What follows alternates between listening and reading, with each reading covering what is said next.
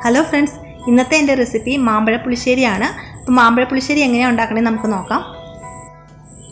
അതിനായിട്ട് ഞാനിവിടെ എടുത്തിരിക്കുന്നത് 5 വലിയ മാങ്ങയാണ്. സാധാരണ നമ്മൾ ഉണ്ടാക്കുന്നത് ചെറിയ മാങ്ങ വെച്ചിട്ടാണ്, പക്ഷേ എനിക്ക് ഇവിടെ ഇത്രയുള്ള വലിപ്പമുള്ള മാങ്ങയാണ് കിട്ടിയത്. അപ്പോൾ നന്നായിട്ട് പഴുത്ത മാങ്ങയാണ്. അപ്പോൾ 5 മാങ്ങ ഞാനിവിടെ എടുത്തിട്ടുണ്ട്.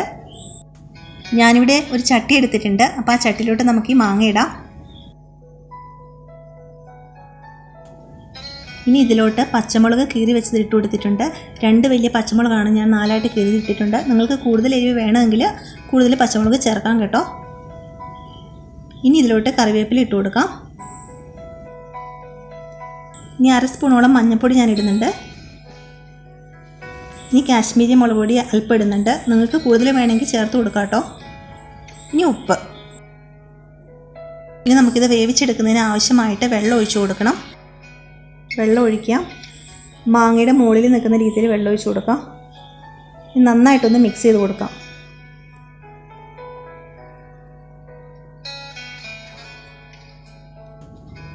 മാങ്ങ വേവിക്കാനായിട്ട് നമുക്ക് ഗ്യാസിലോട്ട് വെക്കണം.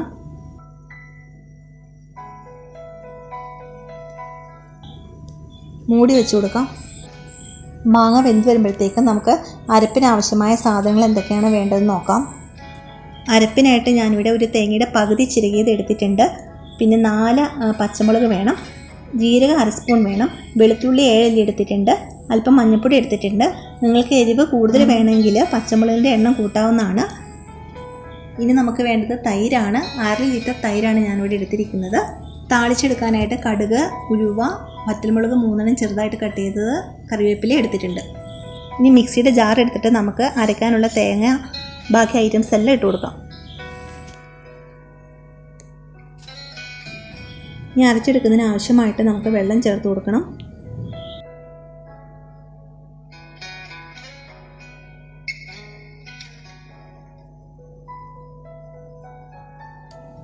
നന്നായിട്ട് വെണ്ണ പോലെ അരച്ചെടുത്തിട്ടുണ്ട്.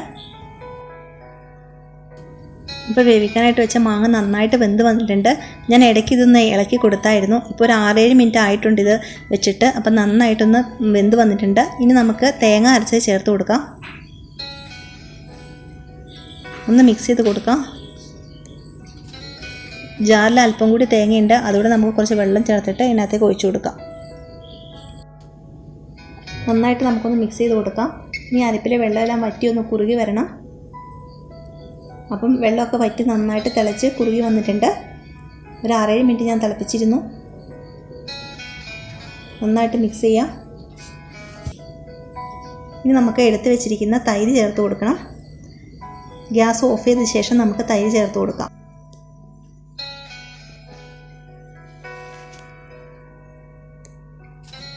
ഇനി നമുക്കിത് നന്നായിട്ടൊന്ന് മിക്സ് ചെയ്ത് കൊടുക്കണം.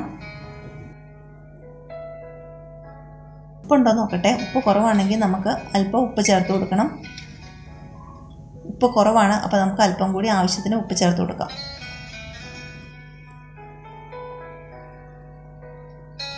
ഇനി നമുക്കിത് നന്നായിട്ടൊന്ന് ഇളക്കി കൊടുക്കണം. ഇനി കറിയിലോട്ട് കടുക് താളിച്ച് ചേർക്കണം. അതിനായിട്ട് ഞാനൊരു പാത്രം വെച്ചിട്ടുണ്ട്. ചൂടാകുമ്പോൾ എണ്ണ ഒഴിച്ച് കൊടുക്കാം. 4 സ്പൂണോളം വെളിച്ചെണ്ണ ഞാനിവിടെ ഒഴിച്ചിട്ടുണ്ട്. എണ്ണ ചൂടായി വന്നിട്ടുണ്ട്. നമുക്കിനി 1 സ്പൂൺ കടുക് ചേർത്ത് കൊടുക്കാം. കടുക് പൊട്ടി തുടങ്ങിയിട്ടുണ്ട്. നമുക്കിനി 1/2 സ്പൂണോളം ഉലുവ ചേർത്ത് കൊടുക്കണം.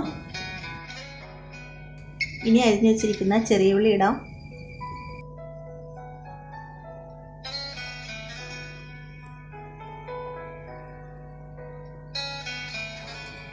ഉള്ളി മൂത്ത് വരാൻ തുടങ്ങിയിട്ടുണ്ട്. നമുക്ക് വറ്റൽമുളക് ഇട്ട് കൊടുക്കണം.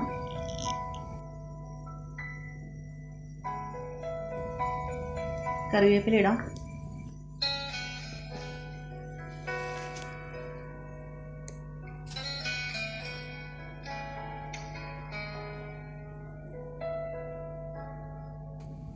അല്പം കാശ്മീരി മുളക് പൊടി ചേർത്ത് കൊടുക്കണം.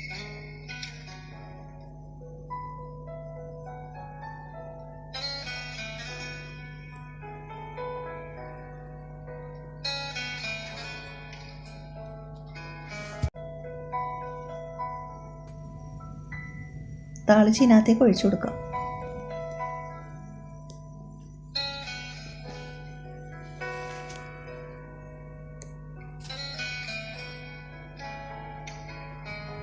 മാമ്പഴ പുളിശ്ശേരി അപ്പോൾ റെഡിയായി വന്നിട്ടുണ്ട്. മാമ്പഴ പുളിശ്ശേരിക്ക് മുമ്പോട്ട് നിൽക്കുന്നത് അല്പം മധുരമാണ്, പിന്നെ അല്പം പുളിയാണ്. അപ്പം ഇതെല്ലാം പാകം ചേർന്ന് നന്നായിട്ട് വന്നിട്ടുണ്ട്.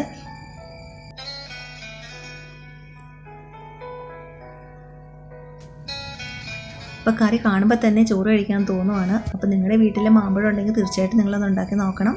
അപ്പോൾ ആദ്യമായിട്ട് ചാനൽ കാണുന്നവർ ആരെങ്കിലും ഉണ്ടെങ്കിൽ സബ്സ്ക്രൈബ് ചെയ്യണം. നിങ്ങളുടെ അഭിപ്രായങ്ങൾ കമൻറ്റ് ചെയ്യുക. അപ്പോൾ നമുക്ക് വേറെ വീഡിയോയുമായി വീണ്ടും കാണാം.